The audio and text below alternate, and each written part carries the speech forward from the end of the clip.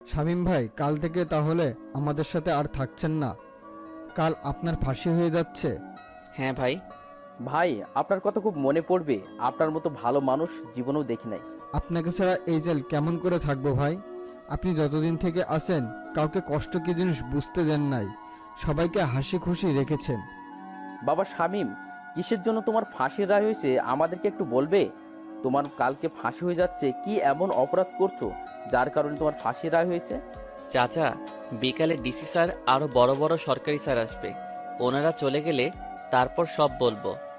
আমি সেখানেই বসে বসে আল্লাহর নাম জপতে থাকলাম। জীবনে অনেক পাপ করেছি, জানি না উপরওয়ালা আমাকে ক্ষমা করবে কিনা। তবু তো আমার মালিকের কাছে ক্ষমা চাইতে কোনো সমস্যা নাই। সকালে 2টা রুটি আর পানি ভরা ডাল দিল খেতে। আজ 92 দিন থেকে এখানে সকালে এসব খাবার খাচ্ছি। এসব খেতে আমার মোটেও কোনো কষ্ট হচ্ছে না। কষ্ট তো বেঈমানের জন্য হচ্ছে, যারা আমার সাথে বেঈমানি করেছে, যাদের কারণে আজ আমি জেলে আছি, যাদের কারণে আজ আমি ফাঁসির আসামি। আমার যে দোষ নাই তা কিন্তু না, আমিও অনেক বড় অপরাধ করেছি, তাই তো ফাঁসি হচ্ছে আমার। বিকালের দিকে ডিসি, মৎস্য অফিসার, শিক্ষা অফিসার, জজ সাহেব আরও বড় বড় সরকারি লোক আমার কাছে আসলো। সত্যি বলতে এই জেলে তেমন ফাঁসির আসামি খুঁজে পাওয়া যায় না। নীলফামারী জেলাতে যে অপরাধী নাই তা কিন্তু না, তবে আমি মনে হয় ফাঁসির আসামিদের মধ্যে এমন একজন যাকে দেখার জন্য আর কথা বলার জন্য এনারা এসেছে। আমার ইউনিয়ন বাদেও আশেপাশের আরও ইউনিয়ন খোঁজ করলে মনে হয় ফাঁসির আসামি পাওয়া যাবে না। যখন নাকি আমাকে ফাঁসির রায় দেয়, তখন আমার চাচা চাচির বাড়িতে নাকি অনেক দূর দূরান্ত থেকে মানুষ দেখতে আসছিল, কারণ আশেপাশে তো কোনো ফাঁসির আসামি ছিল না। শামীম, তুমি তো আদালতের সব দোষ তোমার কাঁধে নিয়েছো, কিন্তু যতদিন থেকে তুমি জেলে আসো একদিনও তোমাকে দেখে অপরাধী মনে হয় নাই। আমরা আজ এখানে এতজন এসেছি কি কারণে জানো? তোমার ফাঁসির রায় হলো কেন তা জানতে। জজ সাহেব অবশ্যই আমাদের বলেছে, তবুও তোমার মুখ থেকে শুনতে চাই। স্যার, সব বলবো, তবে একটা অনুরোধ আছে। কি বলো? এখানে যত আসামি আছে তারা সবাই জানতে চায় কেন আমার ফাঁসি রায় হলো এবং কেন আমি অপরাধ মাথা পেতে নিলাম। হাবিলদার, সব কয়েদে কি ডাকো। তারপর হাবিলদার সব কয়েদিকে জেলের মাঝমাঠে নিয়ে আসলো। আমার সামনে সব সরকারি লোক আর চারদিকে সব কয়েদি। তাহলে শুনুন সবাই। অতীত, আমি তখন খুব ছোট। আব্বা আর মা দুজন কাজ করে সংসার চালাতো।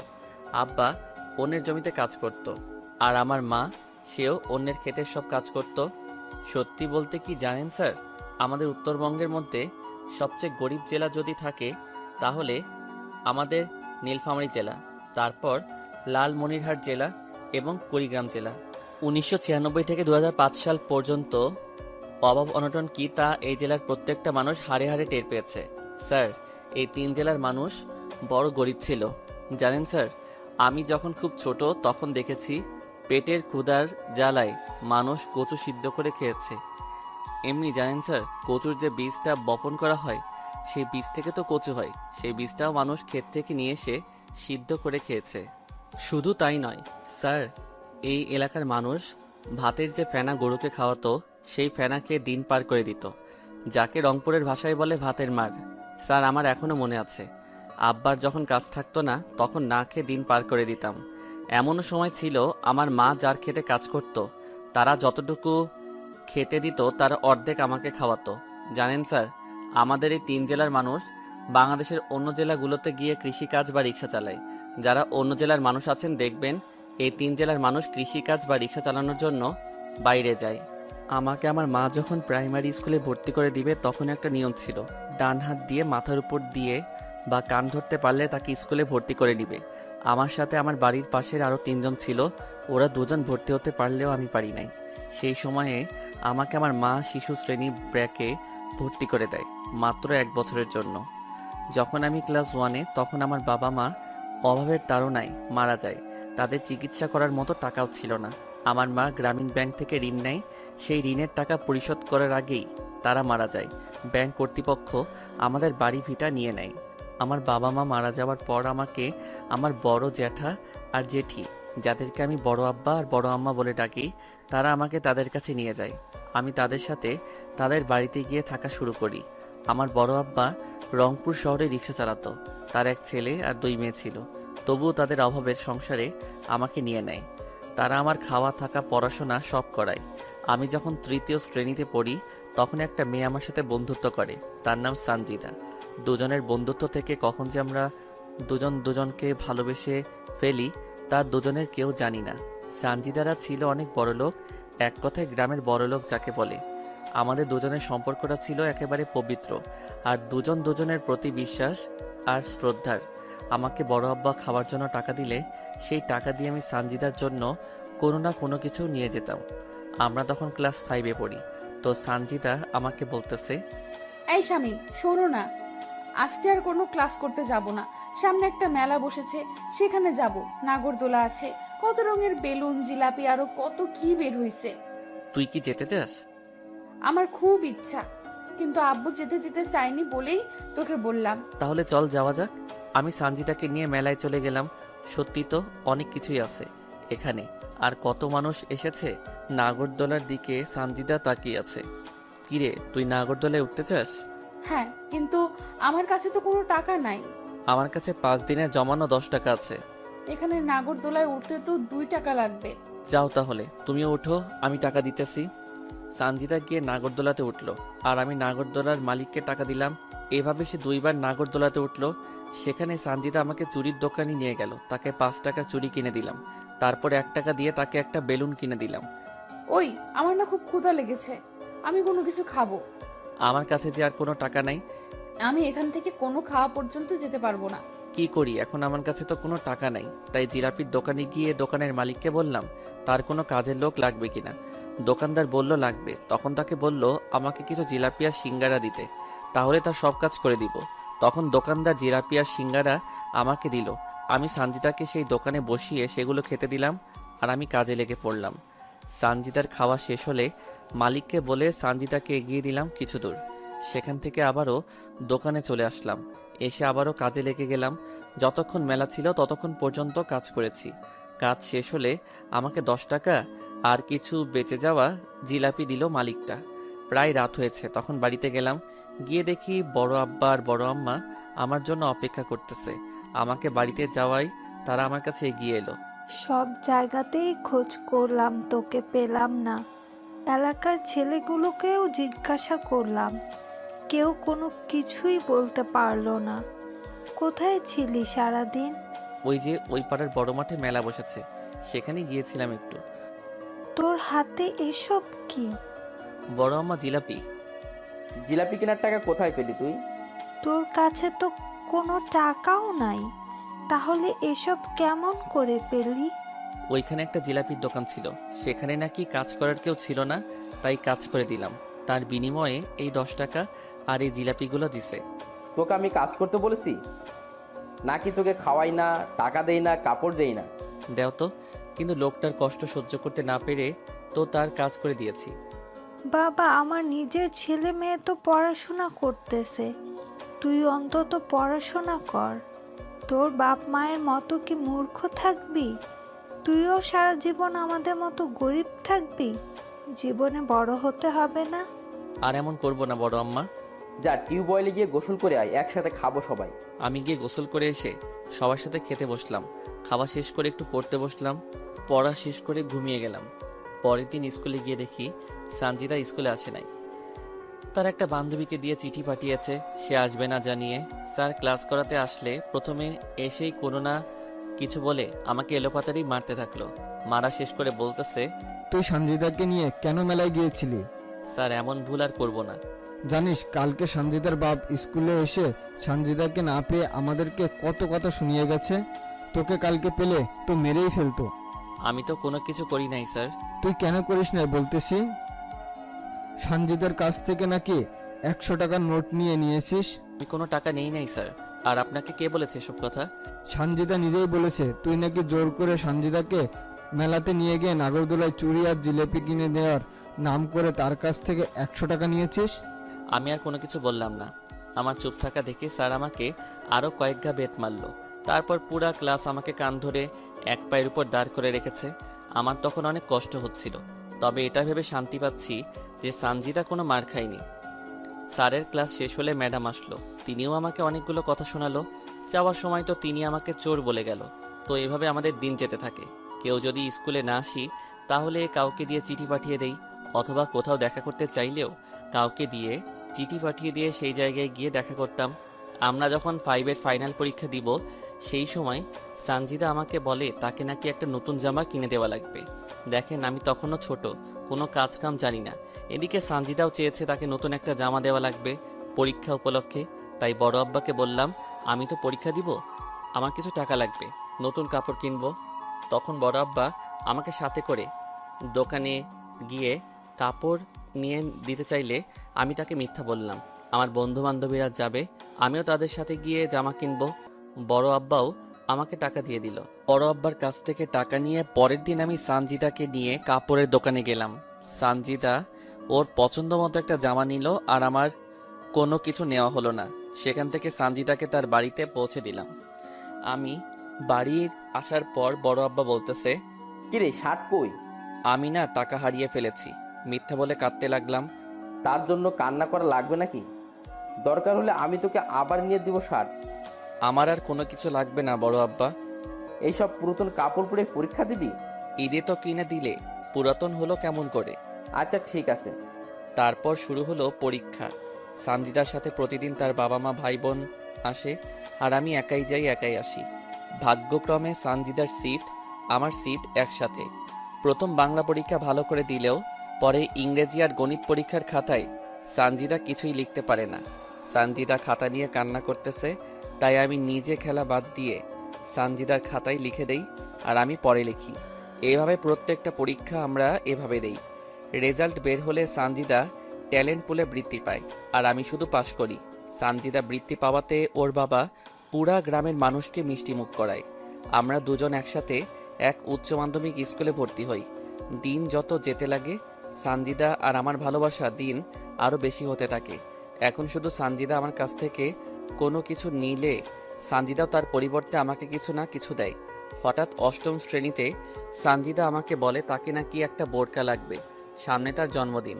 তাই অষ্টম শ্রেণীতে থাকা অবস্থায় আমি টিউশন করা শুরু করি।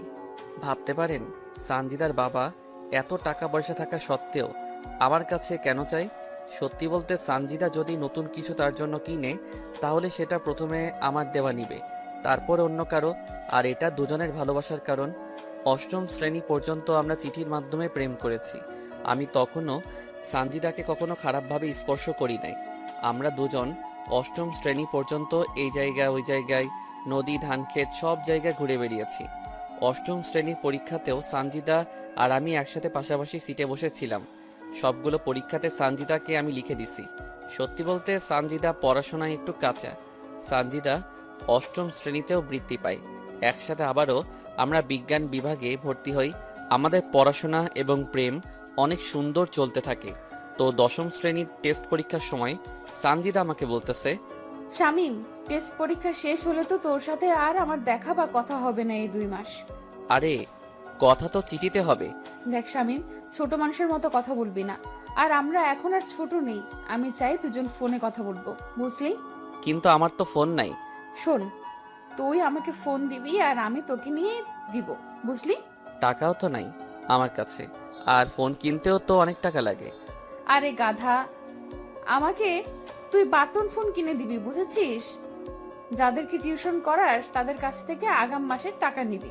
আচ্ছা ঠিক আছে, চলো, বেল দিছে, ক্লাসে যেতে হবে, না হলে পরে গেলে খাতা দিবে না। দুজন পরীক্ষা দিলাম। আমি যাদের টিউশন করাই তাদেরকে বলে আগাম মাসের বেতন নিলাম। তারপর শেষ পরীক্ষার দিন আমি সানজিদার হাতে একটা ফোন তুলে দিলাম, আর সানজিদা আমাকে একটা ফোন দিল।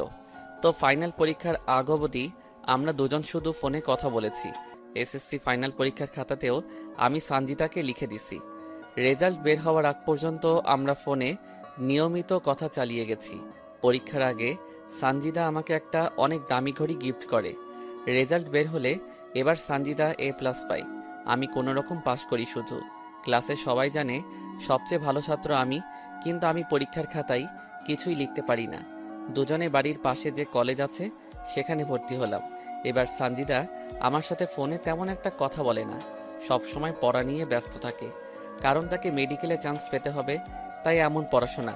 তবে আমাদের প্রেমে কেউ ঢোকেনি, আর আমাদের পরিবারও জানে না।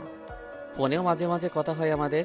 কলেজের ফার্স্ট ইয়ারে থাকা অবস্থায় সানজিদার বড় আপুর বিয়ে হয়। সানজিদা সবাইকে দাওয়াত করলেও আমাকে দাওয়াত করে না। এতে অবশ্য আমি মোটেও মন খারাপ করিনি।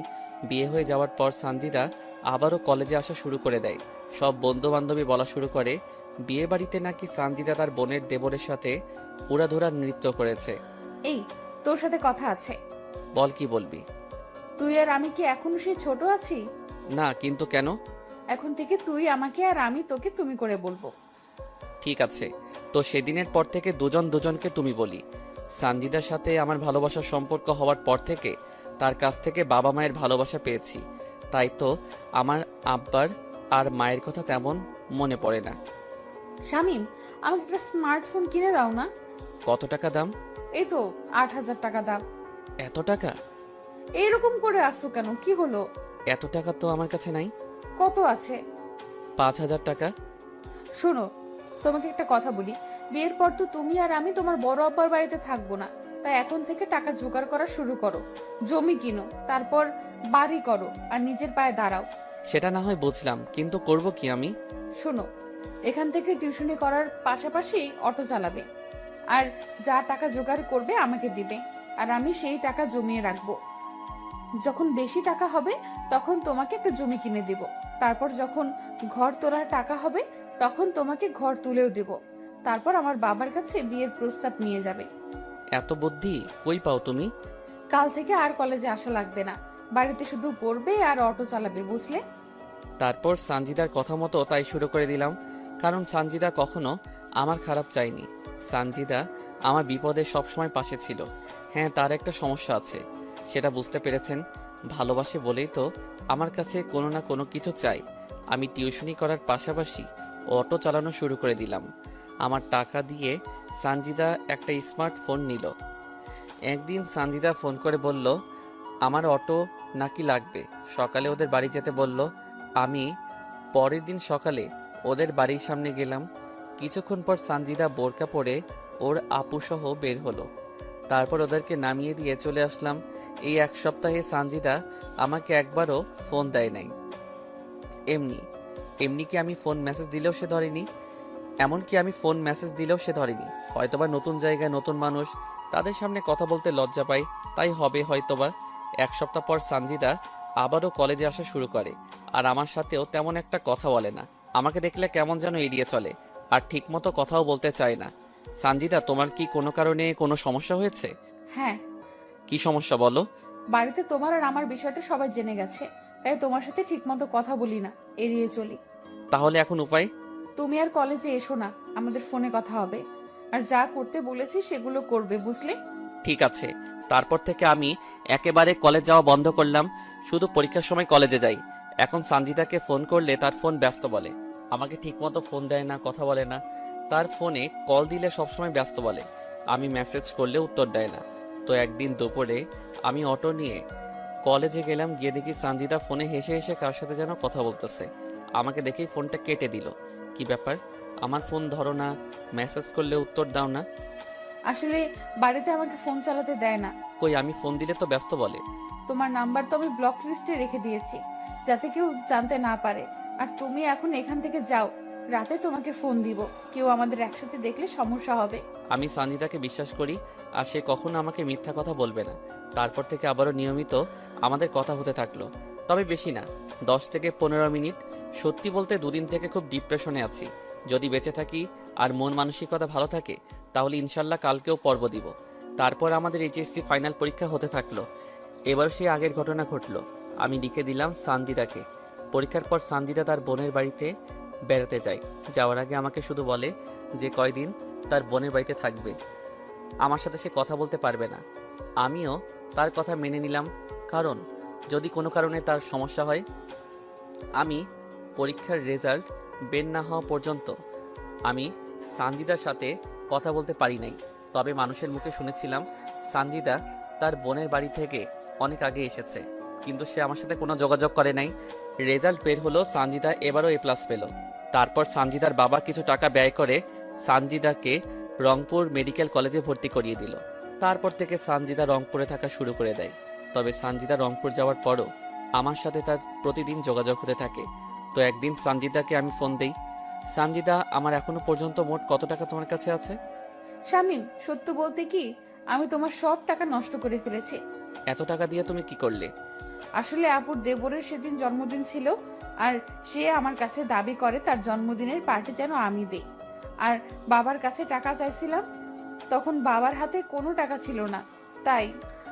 আরে এই পাগলি, কান্না করতেছো কেন? তুমি তো আর অন্য কারো টাকা নষ্ট করো নাই। তবুও তোমার কষ্ট করা টাকা। আরে বাদ দাও তো এসব কথা। এখন বলো, তোমার পড়াশোনা কেমন চলছে? অনেক ভালো চলছে। তাহলে মন দিয়ে পড়ো। বাড়ি কবে আসবে তুমি? পরের সপ্তাহে যাব। এভাবে প্রতিদিন সানজিদার সাথে আমার কথা হতে থাকে। আমি আসলে এইচএসসি পাস করতে পারি নাই। একটা পরীক্ষায় সানজিদাকে লিখতে দিতে গিয়ে নিজের খাতায় কিছুই লিখতে পারি নাই। আমি অটো চালিয়ে যা টাকা পাই তা সানজিদার হাতে তুলে দেই, আর টিউশন করে যা পাই তা বড় আম্মার হাতে তুলে দেই। এখনো পর্যন্ত বড় আম্মার কাছে আমার দেওয়া 20,000 টাকা আছে। আর আমি সানজিদাকে এই 2 বছরে প্রায় 1.5 লক্ষ টাকা দিয়েছি। 1 সপ্তাহ পর সানজিদা গ্রামে চলে আসলো। এসেই সানজিদা সেই দিঘির পাড়ে আমাকে দেখা করতে বলল। আমি গিয়ে দেখি সানজিদা আগে থেকেই সেখানে বসে আছে।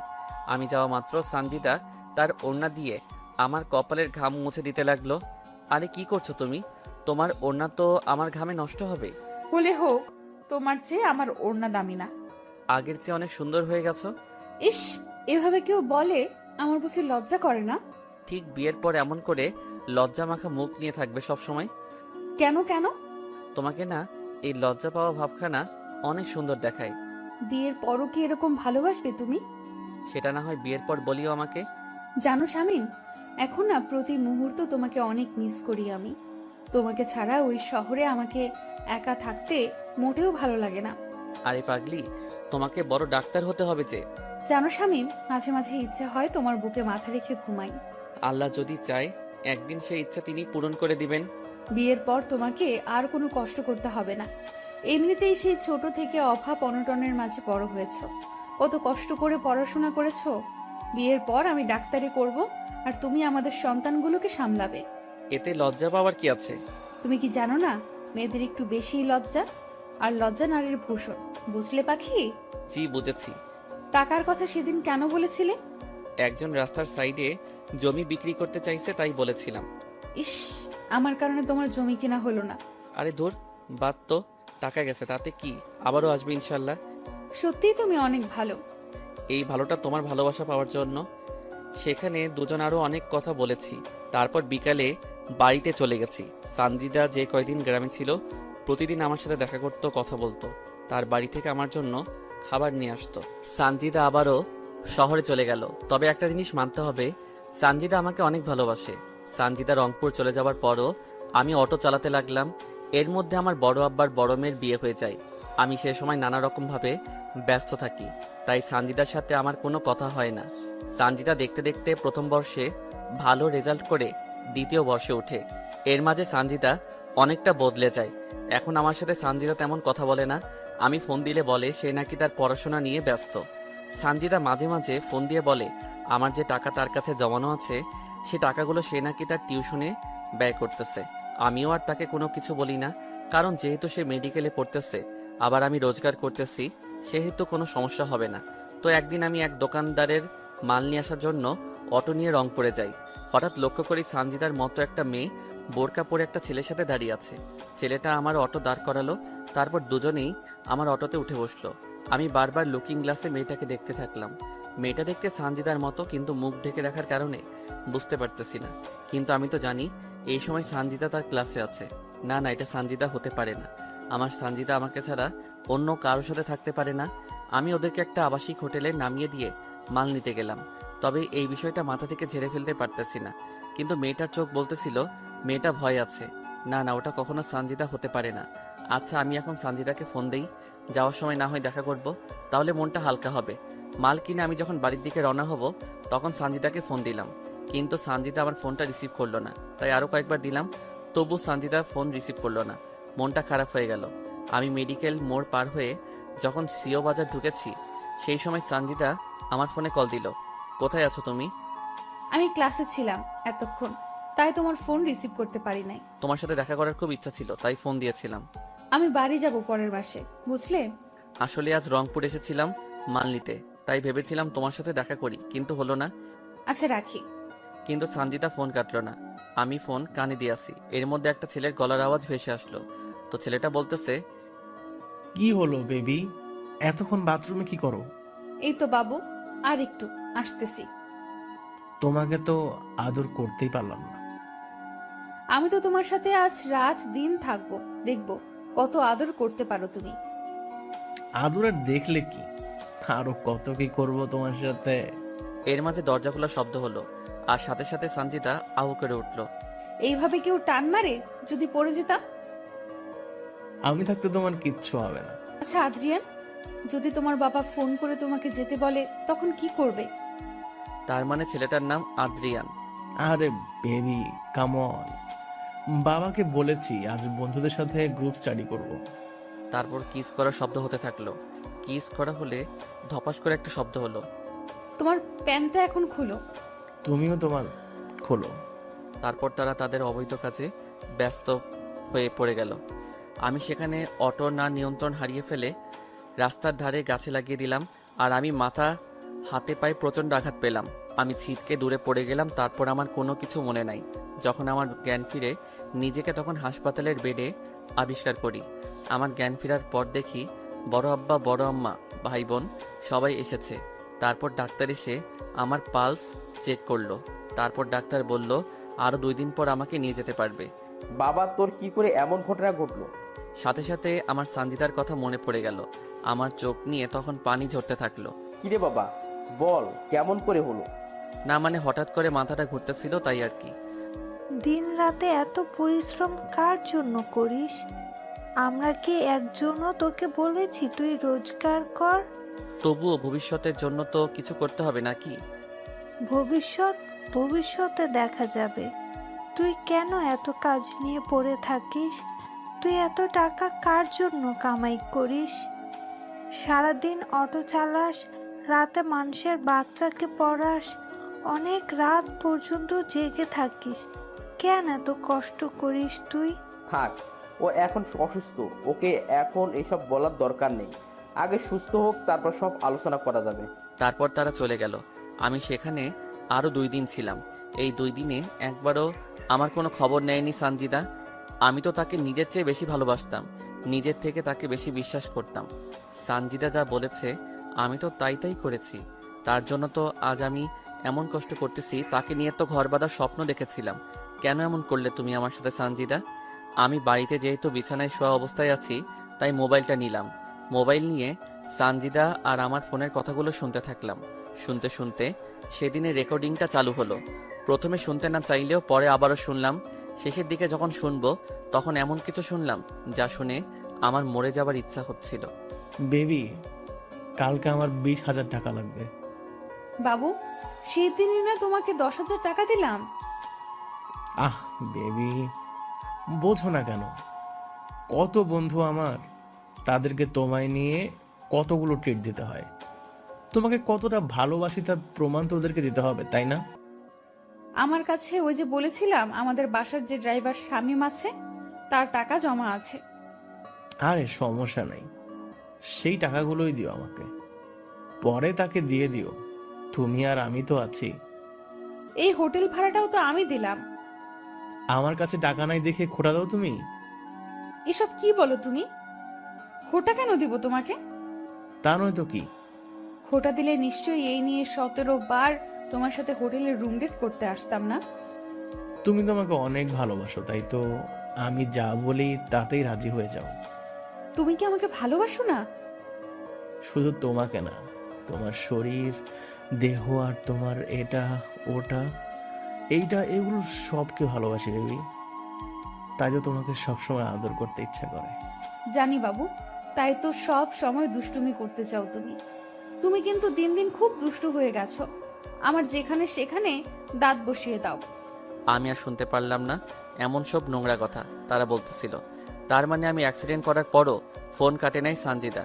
সঞ্জিদা এতটা খারাপ হলো কেমন করে? সঞ্জিদা তো এমন ছিল না। ভালোবাসলে যে এত কষ্ট পেতে হয় তা তো জানতাম না। কেন আমার সাথে বেইমানি করলো সঞ্জিদা? আমার তো কোনো স্বার্থ ছিল না। তাকে আপন করে পাওয়ার জন্য কত কি নাই করতেছি। সে তো আমার সুখ দুঃখের সাথী ছিল। তার ভালোবাসা পেত, আমার আব্বা মায়ের ভালোবাসার কথা ভুলে গেছিলাম। তাকে আপন করে পেতে তো আমি তার জন্য অনেক কিছু করেছি, অনেক কিছু সহ্য করেছি। সে কেন এসব কাজে লিপ্ত হলো? সে কেন আমার সাথে এরকম করলো? প্রায় 20 দিনের মতো আমার সুস্থ হতে লাগলো। প্রায় মাসখানেক পর সানজিদা তার কিছু বান্ধবীকে নিয়ে তাদের বাড়িতে এলো। তারা যখন গ্রাম ঘুরতে বের হলো, তখন আমি সানজিদার সাথে কথা বলার জন্য তাদের কাছে গেলাম। আমি প্রায় তখন সানজিদার কাছে গেলাম, তখন শুনতে পেলাম, আচ্ছা সঞ্চিতা, তুই আদ্রিয়ান ভাইয়াকে কেন ভালোবাসা শুরু করে দিলি? আরে আদ্রিয়ানের বাবা একজন বড় ডাক্তার, আবার তার নিজের একটা ক্লিনিক আছে। তাই বলে শামীমের ভালোবাসা ভুলে যাবে? শামীমের কি আছে? শামীম আমাকে কি দিতে পারবে? আর আদ্রিয়ানের বাবার অনেক টাকা আছে, আর ক্লিনিক আছে। আর আমার আদ্রিয়ানকে চাই, তাহলে সারা জীবন পায়ের উপর পা তুলে খেতে পারবো, আর ডাক্তারও হব। আমার জানা মতে আদ্রিয়ান ভাইয়া তোকে ভালোবাসে না, আর আদ্রিয়ান ছেলে হিসাবেও ভালো না। আদ্রিয়ানকে তোদের চেয়ে আমি ভালো করে চিনি। আর আদ্রিয়ানকে দেখেছিস? সে কত হ্যান্ডসাম, কত স্মার্ট। আর শামীমের কি আছে?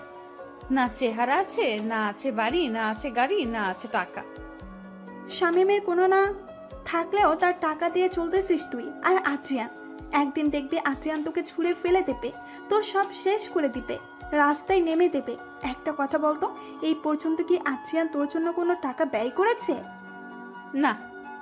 তোর যেদিন টাকা শেষ হবে, তোকেও ছেড়ে দে, আর একজনকে সে ধরবে। চুপ কর তো, বেশি বলিস তুই। শোন, আমাকে আর এসব বলবি না। তাহলে শামীম? শামীমকে চিনি না, আর তাকে ভালোবাসা যায় না, কাজের ছেলে বানানো যায়। আমি সানজিদার এমন কথা শুনে তার কাছে আর গেলাম না, সেখান থেকে বাড়ি চলে আসলাম। কিন্তু সানজিদার কথা ভুলতে পারলাম না। তাকে তো অনেক ভালোবাসি, তাকে তো অনেক বিশ্বাস করতাম। আমাকে যদি ভালো নাই বা বাসতে, তাহলে তো আমাকে আগে বলতে পারতো, সানজিদা আজ টাকা গাড়ি বাড়ি নাই দেখে আমাকে নিয়ে তুমি খেললে, আজ আমাকে তোমার বাড়ির কাজের লোক বলতে পারলে, আজ আমাকে ছেড়ে আর একজনের বুকে মাথা রেখে রাত কাটাও। আমি তোমাকে তো কোনোদিনও তোমার অনুমতি ছাড়া তোমার হাতটাও ধরি নাই, আর তুমি কিনা আজ অন্যের কাছে নিজেকে বিলিয়ে দিলে। আজ আমার সমস্ত কষ্টের টাকা তুমি আনন্দ ফুর্তি করে শেষ করে দিলে। একবারও কি আমার কথা মনে পড়ে নাই? একবারও কি আমার কষ্টটা তোমার চোখে ভেসে উঠলো না? কি করে পারলে আমার জীবন নিয়ে খেলা করতে? কি করে পারলে আমার পবিত্র ভালোবাসা এভাবে শেষ করে দিতে? আমি আবারও অটো চালানো শুরু করে দিলাম। এখন আর আমি সানজিদাকে ফোন করি না, তার কাছে টাকা জমা রাখি না। আমার পরিশ্রমের টাকা আমার বড় আমার হাতে দেই, তিনি এখন আমার টাকা জমিয়ে রাখতেছে। সানজিদাকে ভুলে থাকার জন্য সব সময় ব্যস্ত থাকি, কিন্তু তাকে ভুলতে পারি না। কেন জানি মনটা বারবার তাকে দেখতে চাই, ভালোবাসা পেতে চাই। আমার যে তাকে ছাড়া চলতেছে না, আমার যে সানজিদাকে লাগবেই। শত চেষ্টার পরও সানজিদাকে ভুলতে পারলাম না। প্রতিনিয়ত সানজিদার কথা মনে পড়ে। সত্যি বলতে সেই স্কুল জীবন থেকে কলেজ জীবন পর্যন্ত তার সাথে ছিলাম, তার কাছ থেকে ভালোবাসা শিখেছি। এই সানজিদার সাথে সব জায়গাতে ঘুরে বেরিয়েছি। সানজিদা যখন তার ওড়না দিয়ে আমার শরীরের ঘাম মুছে দিত, তখন পৃথিবীর সৃষ্ট সুখী মনে হয়েছিল নিজেকে।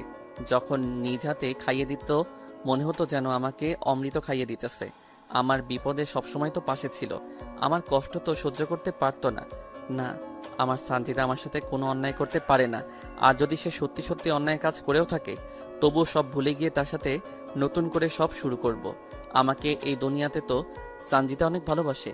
আমার মন বলতেছে সানজিদা ঠিক আমার কাছে ফিরে আসবে।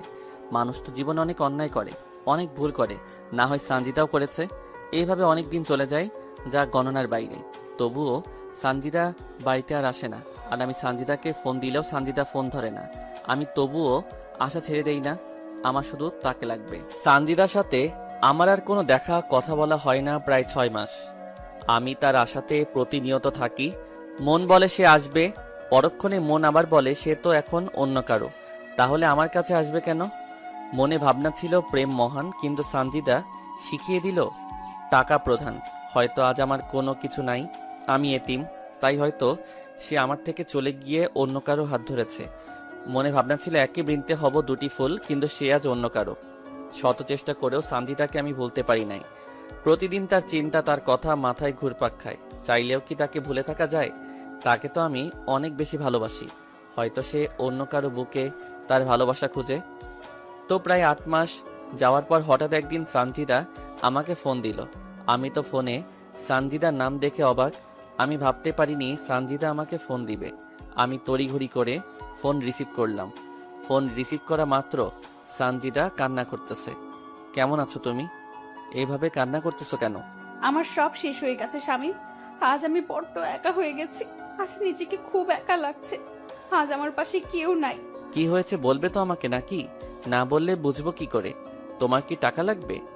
আমার কোনো টাকা পয়সা লাগবে না, আমার শুধু তোমাকে লাগবে। আমি তোমার বুকে মাথা রাখতে চাই। আরে এইভাবে কান্না করতেছো কেন? কি হয়েছে আমাকে তো বলবে নাকি? তুমি আজ বিকেলে ভিন্ন জগতে আমার সাথে দেখা করো। তোমার সাথে আমার আজ অনেক না বলা কথা আছে, সেগুলো তোমাকে আমি বলবো। ঠিক আছে, আমি সময় মতো চলে যাব। আমি কিছুই বুঝলাম না সানজিদার কথার মানে সে আমাকে কি বলতে চাচ্ছে। তবুও এতদিন পর যেহেতু ফোন করেছে, আবার দেখা করতে বলতেছে, আমাকে তো অবশ্যই যেতে হবে তার কাছে। হোক না সে আমাকে ভালো না বাসে, কিন্তু আমি তো তাকে ভালোবাসি। আমি সানজিদার কথা মতো ভিন্ন জগতে চলে গেলাম।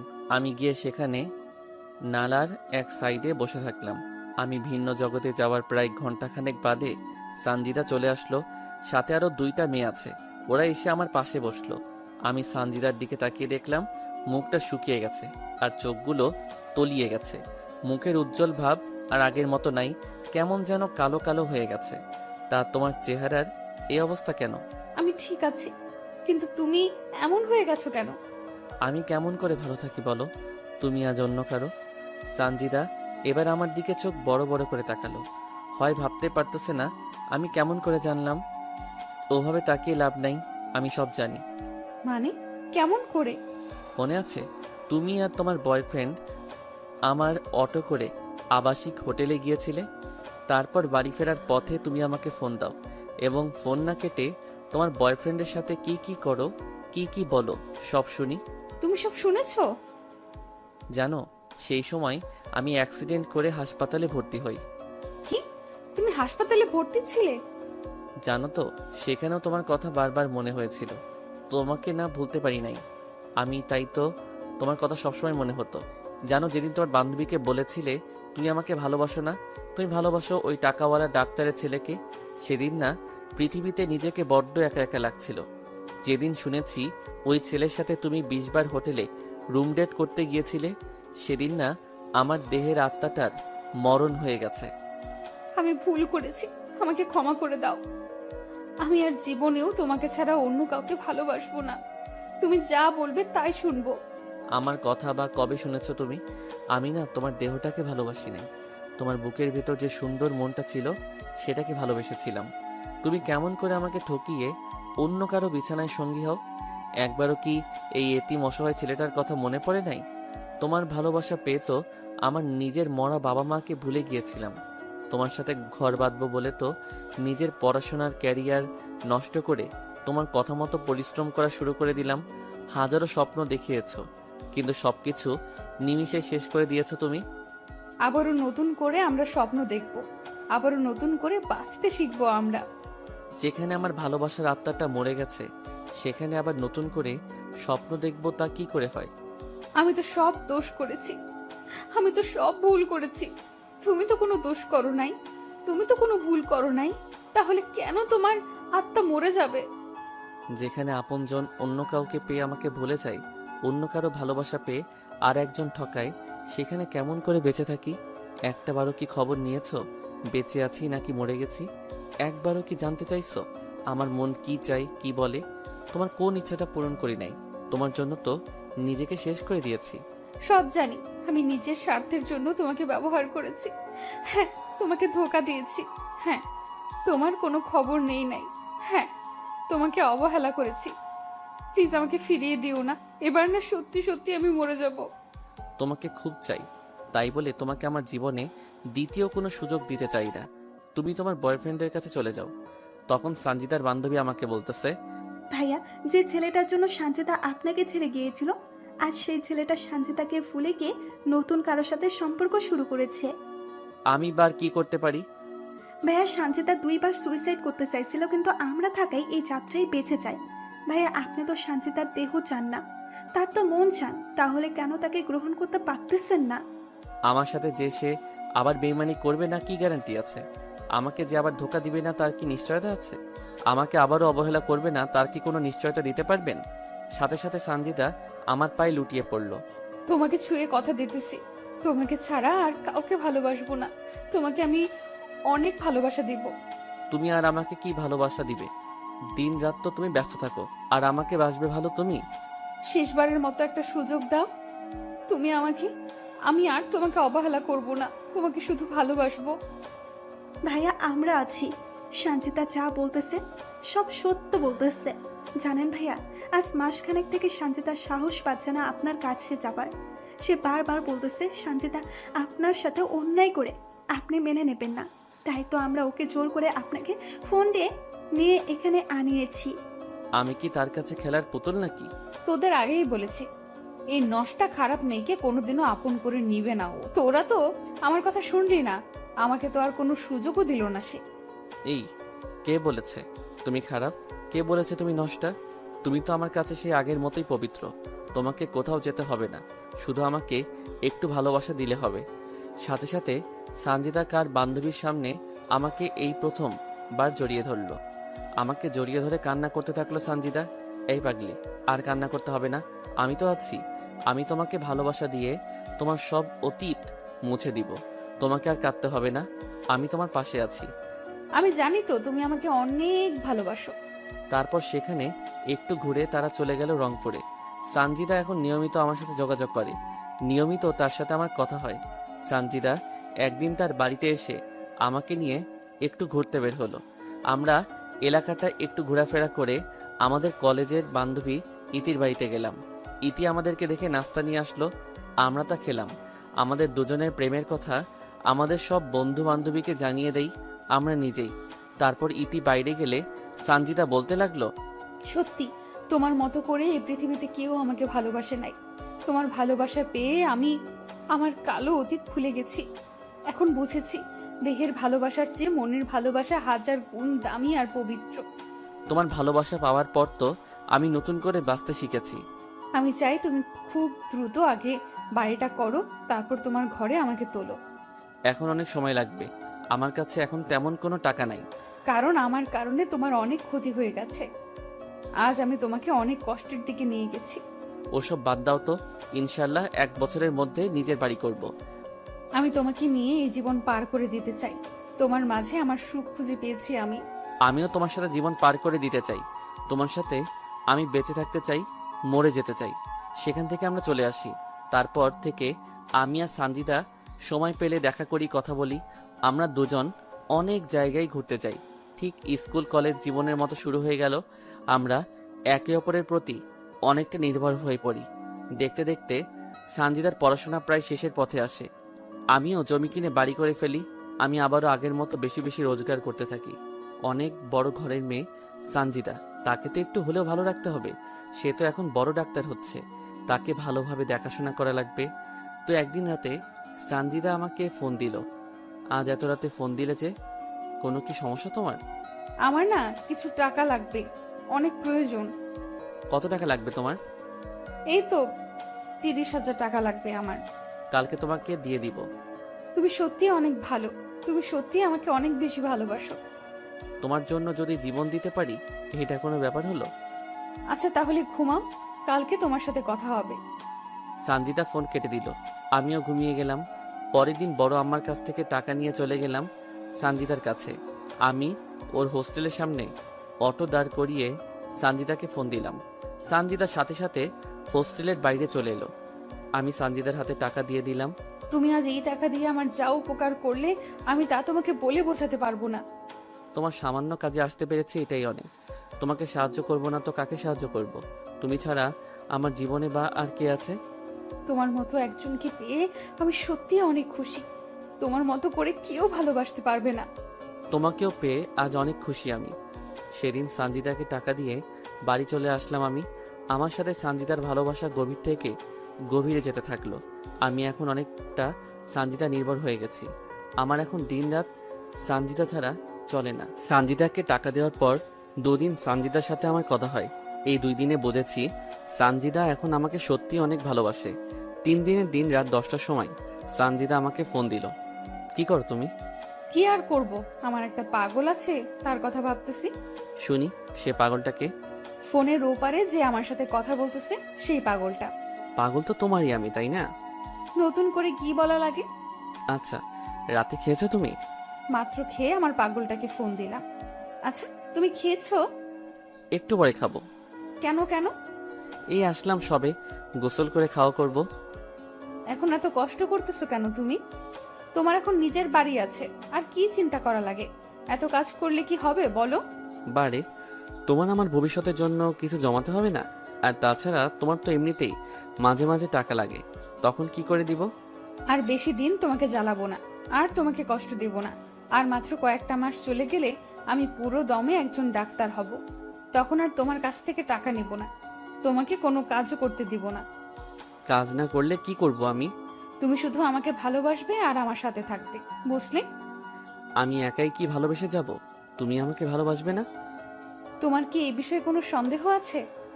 নিজের থেকেও বেশি বিশ্বাস করি তোমাকে, আর সন্দেহ করব তোমাকে আমি? আমি জানি আমার পাগলটা আমাকে অনেক ভালোবাসবে আর বিশ্বাস করবে। তুমিও তো আমার থেকে আমাকে কম ভালোবাসো না।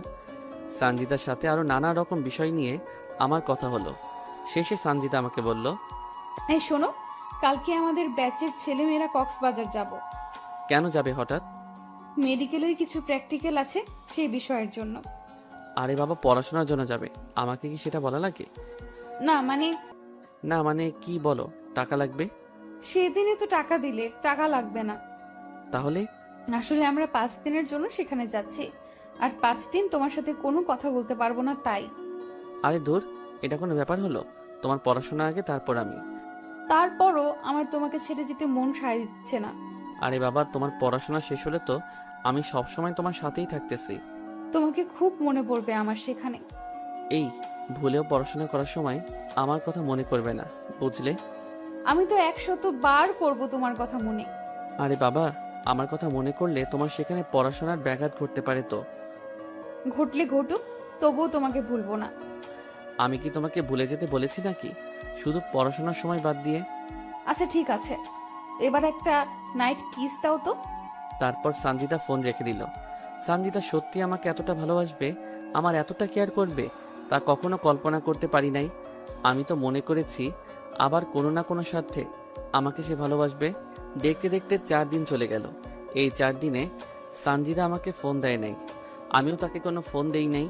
যদি তার কোনো সমস্যা হয় পড়াশোনা করতে, তাই দেইনি ফোন। তো 4 দিনের সময় রাতে সঞ্জিতা আমাকে ফোন দিল। এই শোনো, আজ রাতে গাড়িতে আমরা রংপুর যাচ্ছি, আর পরের মাসে 6 তারিখে বাড়িতে যাব। সত্যি তুমি আসবে? আমার পাগলটাকে যে অনেক দিন থেকে দেখি না। সত্যি বলতে তোমাকেও দেখার জন্য ভিতরটা কেমন যেন ছটফট ছটফট করতেছে। এইটাকেই বলে ভালোবাসা, বুঝলে? কেমন করে? তুমি যদি আমাকে ভালো না বাসতে, তাহলে আমাকে দেখার জন্য এত উতলা হতে না। আমাকে তুমি ভালোবাসো বলেই তো এমন করো, বুঝলে পাগল আমার? এবার বুঝেছি। আই ফোন রাখি, স্যার এসেছে। রংপুর পৌঁছে কথা হবে তোমার সাথে। আচ্ছা ঠিক আছে, আর হ্যাঁ, সাবধানে আসবে কিন্তু। সঞ্জিতা ফোন রেখে দিল। আজ 4 দিন পর সঞ্জিতার সাথে কথা বলতে পেরে কলিজায় পানি আসলো। আসলে সঞ্জিতার সাথে কথা বলতে না পেরে খুব অস্বস্তি লাগছিল আমার। পরের দিন সঞ্জিতা আবারও রংপুর আসলে আগের মতো আমাদের দুজনের কথা হতে থাকলো। সঞ্জিতার ছুটি হলে সে বাড়িতে চলে আসলো। এসে আমার সাথে সে খুব ক্লোজভাবে চলাফেরা করা শুরু করলো। সঞ্জিতা আমার সাথে এতটাই ক্লোজ হয়ে চলতেছে, নিজেকে কন্ট্রোল করে রাখাটা অনেক দায়। তো এইভাবে প্রায় সপ্তাহ আমরা একসাথে চলাফেরা করেছি, অনেক জায়গায় ঘুরেছি। বিশেষ করে ছোটবেলায় যে জায়গাগুলোতে আমরা বেশি যেতাম, সেই জায়গাগুলো সঞ্জিতা আমার এত কেয়ার করে যে মনে হয় সে আমার বিয়ে করা বউ। আমি সামান্য আঘাত পেলে অস্থির হয়ে যায় সঞ্জিতা ওর ওড়না দিয়ে বারংবার আমার শরীরের ঘাম মুছে দেয়। কোথাও খেতে গেলে আমাকে নিজ হাতে খাইয়ে দেয়। একটা আইসক্রিম দুজনে খাই, কোনো কোক বা ঠান্ডা নিলে সেটাও দুজনে একসাথে খাই স্ট্র দিয়ে। আমাকে নিয়ে ভবিষ্যতে কিভাবে সংসার করবে সব বলতেছে। আমাকে এমনভাবে সে ভালোবাসা শুরু করে দিয়েছে, আমি যদি ওকে ছেড়ে দেই তাহলে সে মরে যাবে এমন অবস্থা। আমাকে সব সময় তার দুহাত দিয়ে আমার হাত জড়িয়ে ধরে থাকে। তবে সঞ্জিতা শহরে গিয়ে একটু ওয়েস্টার্ন ড্রেস পরা শুরু করে দিয়েছে। সে গ্রামেও এসব পোশাক পরে, তবে তার বাড়িতে থাকলে। এই, কালকে তো চলে যাচ্ছি আমি। কালকে চলে যাবা? আর কয়টা দিন থাকো না? আমিও তো চাই সব সময় তোমার সাথে সাথে থাকতে, কিন্তু পড়াশোনার কারণে পারি না তো। তাহলে আজকেই যাব। তুমি? যাব, তবে তবে কি সানজিদা? তোমার কাছে একটা জিনিস চাইবো, দিবে আমাকে? কি জিনিস চাই তোমার? আজকে রাতটা তোমার কাছে চাই আমি। সানজিদা কি বলতেছো এসব তুমি? দেখো সানজিদা, বিয়ের আগে এসব করা হারাম, পাপ। আমি তোমাকে ভালোবাসি, তোমার শরীরকে নয়। আমি জানি এসব পাপ, কিন্তু তোমাকে কাছে পেতে চাই আমি। তোমাকে ছাড়া যে আমার চলে না, তোমাকে যে প্রতি মুহূর্তে মিস করি আমি। এতদিন বাইরে থাকি, তোমাকে ছাড়া থাকতে কষ্ট হয় আমার। তোমার স্পর্শ চাই আমি শামীম। দেখো সানজিদা, ধৈর্য ধরো, একদিন ঠিক আল্লাহ আমাদেরকে এক করে দিবেন। তুমি আমাকে একটুও ভালোবাসো না। এই পাগলি, কে বলেছে তোমাকে আমি ভালোবাসি না? তোমাকে তো আমি নিজের চেয়েও বেশি ভালোবাসি। যদি তাই হতো তাহলে আমার কথায় রাজি হয়ে যেতে। এসব করা ঠিক না সানজিদা। ও বুঝেছি, আমি তো আবার খারাপ মেয়ে। আমার সাথে প্রেম করা যায়, কিন্তু অন্য কিছু করা যায় না। এখন বুঝেছি, এটা তোমার অভিনয় আমার সাথে। আমি তো খারাপ মেয়ে, তাই দয়া দেখিয়ে আমার সাথে এতদিন প্রেম ভালোবাসা করেছো তুমি। আমাকে কেনই বা তুমি আপন করে নিবে?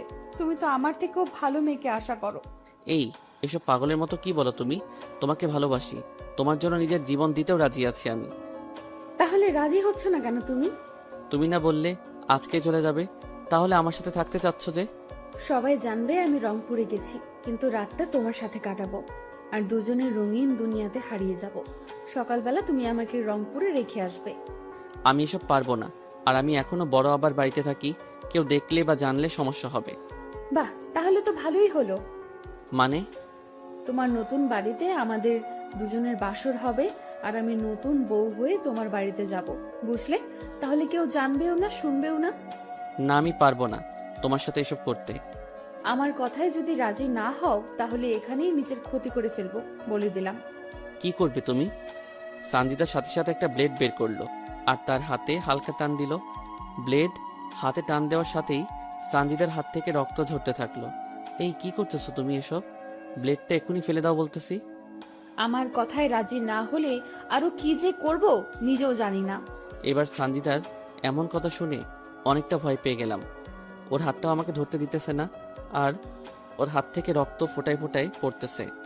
এমন দৃশ্য দেখে অনিচ্ছা সত্ত্বেও রাজি হয়ে গেলাম। আমি রাজি আছি তোমার প্রস্তাবে। প্লিজ এবার হাতটা কোনো কিছু দিয়ে বাঁধো। বলতে হবে না, সাথে স্যাবলন আর তুলো নিয়ে এসেছি। আমি সানজিদার এরকম কাহিনী দেখে নিজেই অবাক। এই মেয়েকে সামান্য ভালোবাসা মানুষের সাথে রাত কাটাবে বলে কত কাহিনী না করলো সে। বুঝি না হঠাৎ আমার প্রতি তার এত ভালোবাসা কোথা হতে আসলো। যাই হোক, সেখান থেকে দুজনের বাড়িতে চলে গেলাম। সন্ধ্যার দিকে সানজিদা ব্যাগ নিয়ে একাই চলে আসলো। আমি আমার অটোতে তুলে আমার নতুন বাড়িতে নিয়ে এলাম। রাত সম্ভবত 11টা হবে। তখন সানজিদা আমাকে একটা উত্তেজনার ওষুধ খাওয়ালো, যাতে দীর্ঘ সময় ধরে দুজনে এনজয় করতে পারি। আমিও বাধ্য ছেলের মতো ওষুধটা খেয়ে নিলাম। পরের দিন সকালে চোখ মেলে দেখি অনেক সকাল হয়ে গেছে, আর সানজিদা বিব্রস্ত অবস্থায় আমার বুকের উপর শুয়ে আছে। আমি হাত বাড়িয়ে টেবিল থেকে মোবাইলটা নিয়ে দেখি সকাল 10টা বাজে। তাই আমি সানজিদাকে দ্রুত ডেকে তুললাম। আর একটু ঘুমাই না। এই 10টা বাজে, অনেক সকাল হয়ে গেছে, তোমাকে রংপুর যেতে হবে না? সানজিদা ধরপড় করে উঠে দেখে তার শরীরে কোনো পোশাক নেই, তাই সে বিছানার চাদরটা ওর গায়ে জড়িয়ে নিল।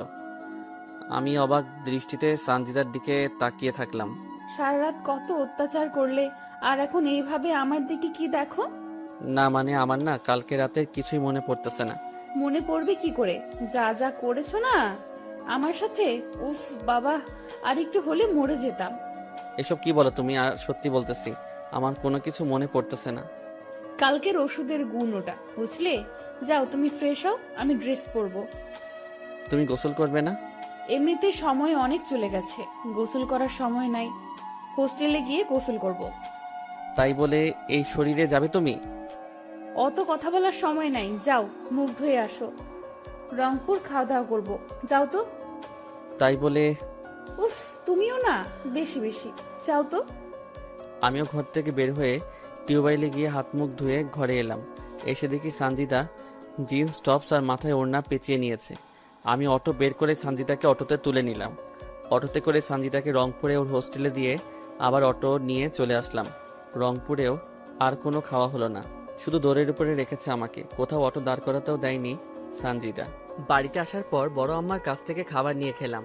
তারপর অটো নিয়ে বেরিয়ে পড়লাম নিত্যদিনের মতো। ভালোবাসা এমন একটা জিনিস, সেখানে বিশ্বাস আর ভরসা রাখা চাই, যা আমি সানজিদাকে করি। সানজিদা যাবার 20 দিন পর আমাকে ফোন দিল।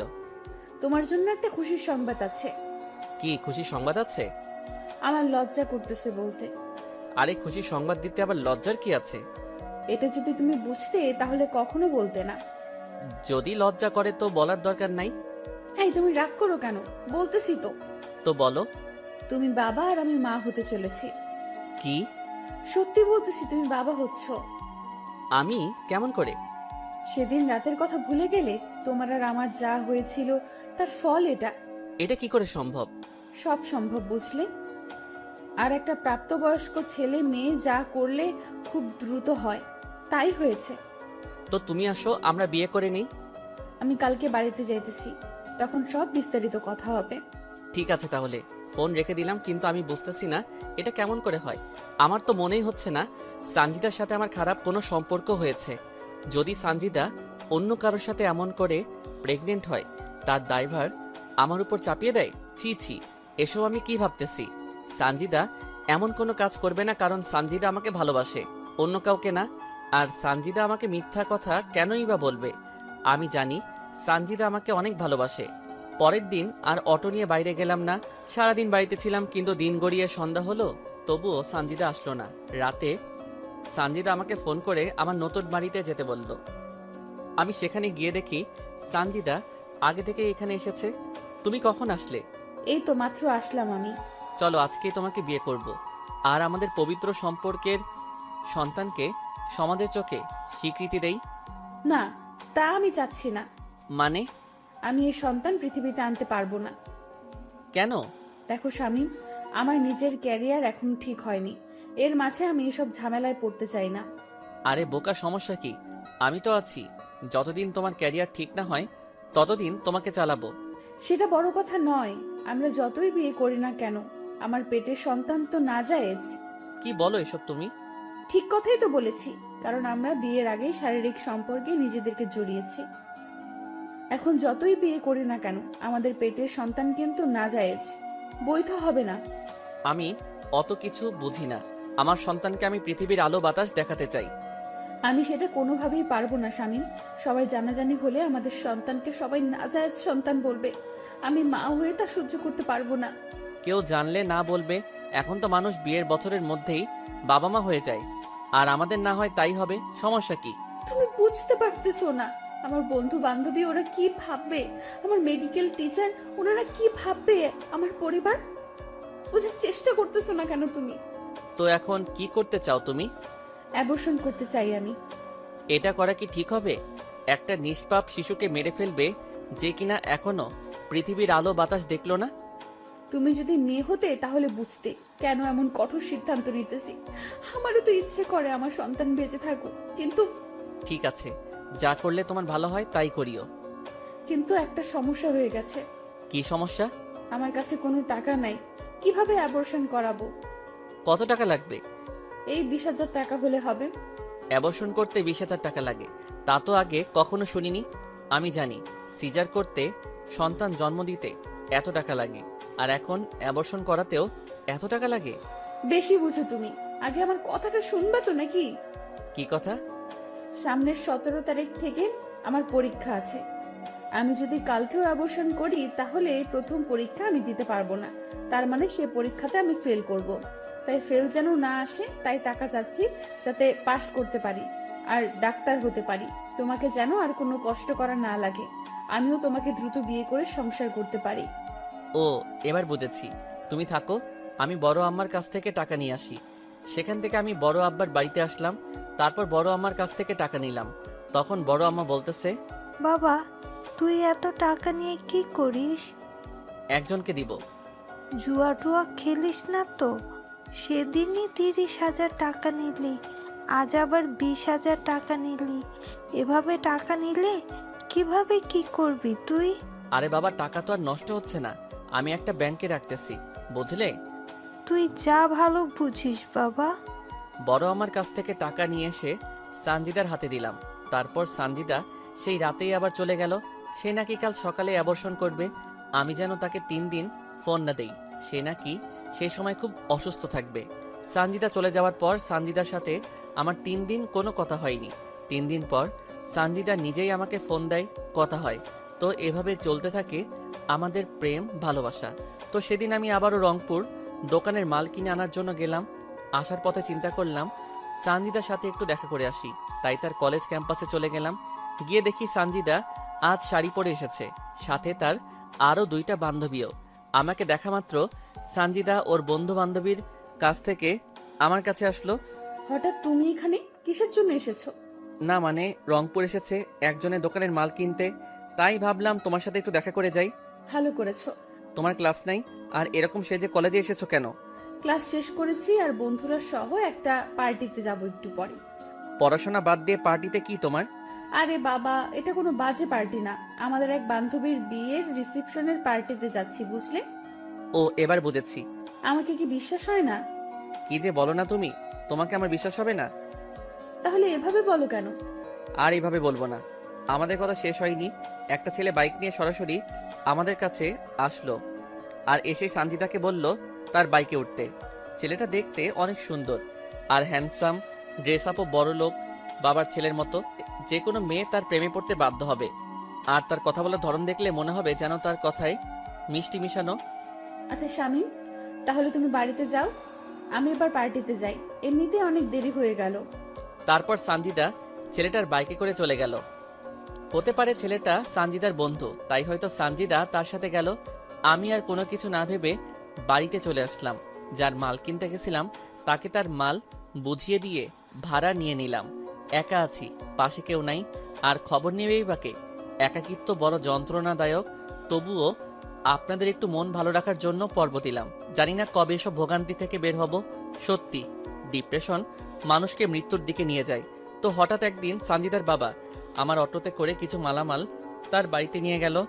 তো সেই মালামালগুলো আমি তাদের বাড়ির ভিতরে ঢুকিয়ে দিতেছি। যখন শেষবার তাদের বাড়িতে ঢুকবো, হঠাৎ অনেকগুলো মেয়ের হাসির আওয়াজ আমার কানে আসলো। আমার মন বলতেছে সানজিদা বাড়িতে এসেছে, তা না হলে এত মেয়ে তো এদের বাড়িতে আসার কথা না। কৌতূহল বশত আমি সেই হাসির আওয়াজের দিকে এগিয়ে যেতে থাকলাম। তখনও আমার কাঁধে সানজিদার বাবার কেনা চাউলের বস্তা। তখন আমি উকি মেরে দেখতে থাকলাম সানজিদা আছে কিনা। আমি উকি দিয়ে দেখি সানজিদা একটা ছেলেকে জড়িয়ে ধরে আছে, আর ছেলেটা কেউ নাই, সেদিনের বাইকের ছেলেটা, এবং তার বান্ধবীরা নানা রকম কথা বলতেছে। তোর সাথে রাপি ভাইয়াকে সেই মানিয়েছে। দেখতে হবে না পছন্দটা কার। তো ভাইয়ার সাথে কি বিয়ে দেবে তোর বাবা? আরে দিবে না কেন, তাছাড়া আপু আছে না। আপু কি করবে আবার? এ তো আপুর দেবর, বুঝলি? শালিকারা, তোমরা কোনো চিন্তা করো না, আমরা তার সবকিছু প্ল্যান সাজিয়ে রেখেছি। কি প্ল্যান ভাইয়া? আরে আমরা কোর্ট ম্যারেজ করে রাখবো, পরে না মেনে নিলে আমরা পালিয়ে যাব। আর সানজিদা তো ডাক্তারি পড়ছেই, আমাদের কোনো সমস্যা হবে না। এর মাঝে সানজিদার রাব্বিকে ডাক দিলে রাব্বি সেখান থেকে চলে যায়। তখন সানজিদার সেই বান্ধবী, মানে যার কথাতে সানজিদাকে মেনে নিয়েছিলাম, সে বলতেছে, সানজিদার শামীম ভাইয়াকে কি এভাবে ঠকানো ঠিক হচ্ছে তোর? দেখ সৌরভী, ঠিক না ভুল তা জানি না, তবে আমার রাব্বিকে চাই।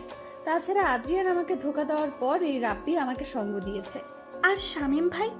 ওটা ছিল মাত্র একটা সাপোর্ট। কারণটা হলো আদ্রিয়ানের সাথে আমার ফোনে ঘন্টার পর ঘন্টা কথা বলার অভ্যাস ছিল, তাই সেই ঘাটতিটা শামীমকে দিয়ে পূরণ করেছে। তাহলে শামীমের কাছ থেকে যে টাকাগুলো নিতি? বাবা যে টাকাগুলো দিত বন্ধু বান্ধবীদের সাথে ঘুরে ফিরে করে পার্টি করা ইত্যাদি করতেই শেষ হয়ে যায়, তাই তো ওই বলদটাকে ব্যবহার করেছি। তবে বলদটার টাকা দিয়ে আমার অনেক উপকার হয়েছে। মানে? দেখ, তোরা তো আমার বান্ধবী, আর তোরা তো আমার সব কথাই জানিস, তাই এসবও জেনে রাখ।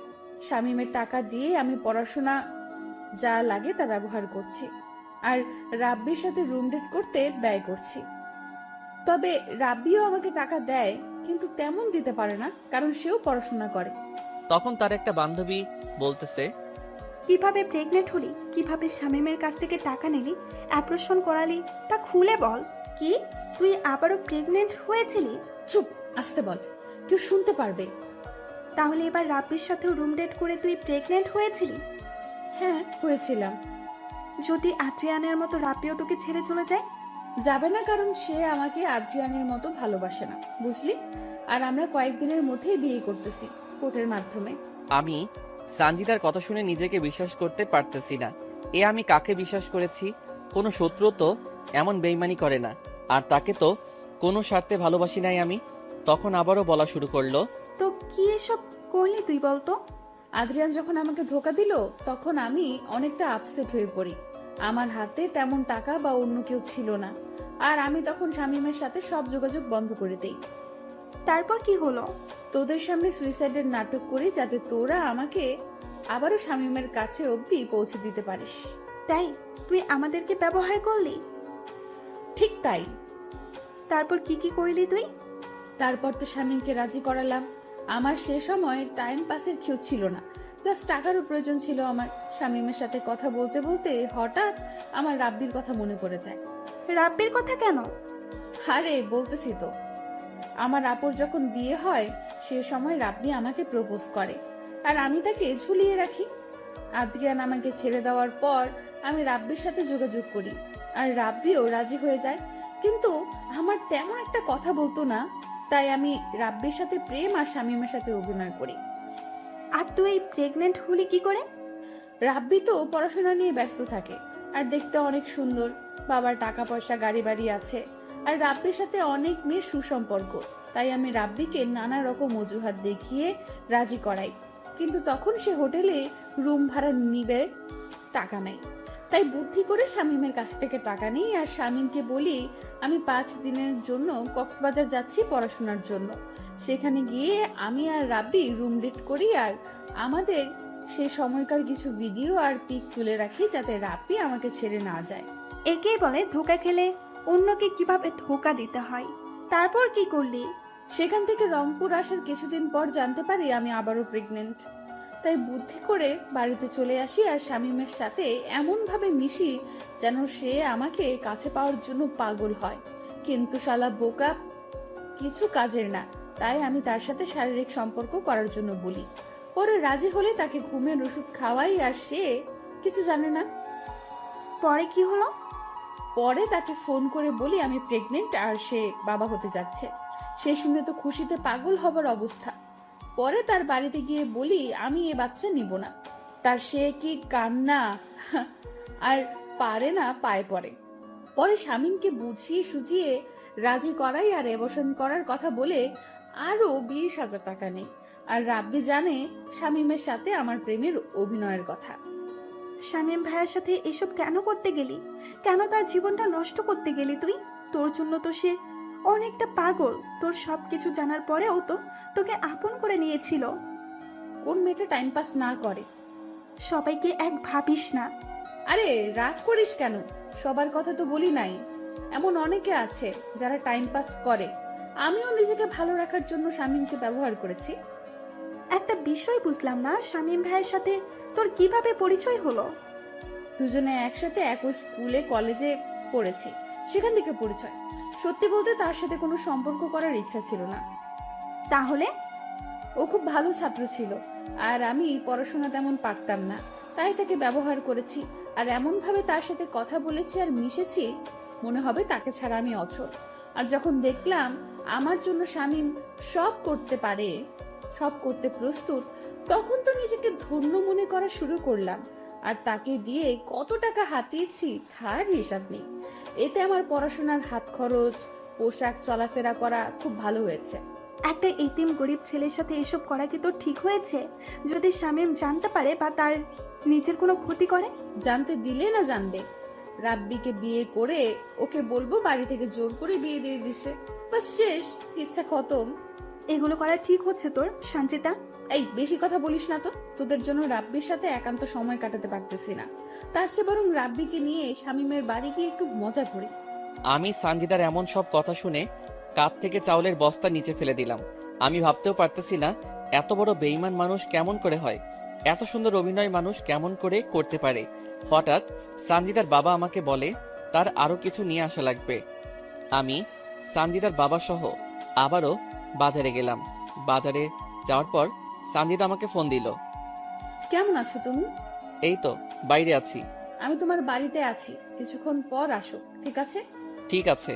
তারপর সানজিদার বাবা আরো কি কি যেন কিনলো, সেখানে আরো সময় ব্যয় হলো। সেগুলো নিয়ে তার বাড়িতে দিয়ে আমি আমার নিজের বাড়িতে গেলাম। বাড়ির ভিতর ঢুকে দেখি দরজা খোলা। আমি একটু এগিয়ে গিয়ে দেখি রাব্বির ছেলেটা সহ সানজিদা শারীরিক সম্পর্ক করতেছে। এবার আর নিজেকে ধরে রাখতে পারলাম না। এবার সানজিদাকে উচিত শিক্ষা দিতে হবে আমার। রাব্বির সাথে যৌনতা শেষ হলে রাব্বি সানজিদাকে বলতেছে, বলে না তো এটা কার বাড়ি? আমার স্কুলের একটু বন্ধুর বাড়ি, আমার সাথে পড়াশোনা করত। এবার তুমি যাও, ও এসে এভাবে তোমার সাথে দেখলে সমস্যা হবে।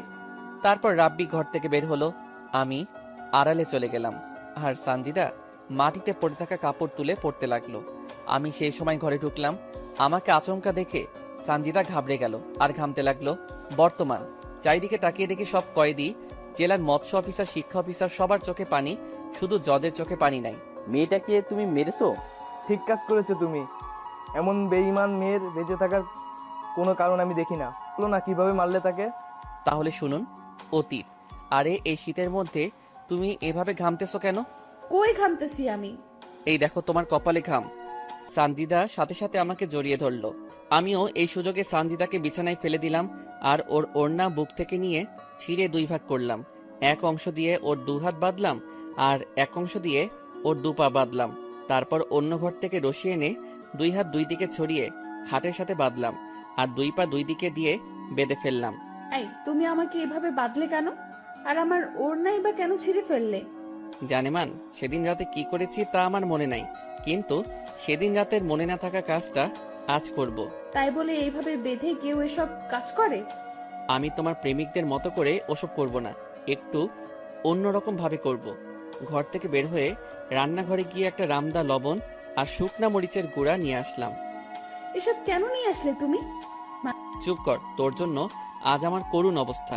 এই তোর কি ক্ষতি করেছি আমি? কেন আমার সাথে বেইমানি করলি তুই? মানে? তুই যদি আমাকে ভালো না বাসবি তাহলে কেন এমন অভিনয় করলি তুই আমার সাথে?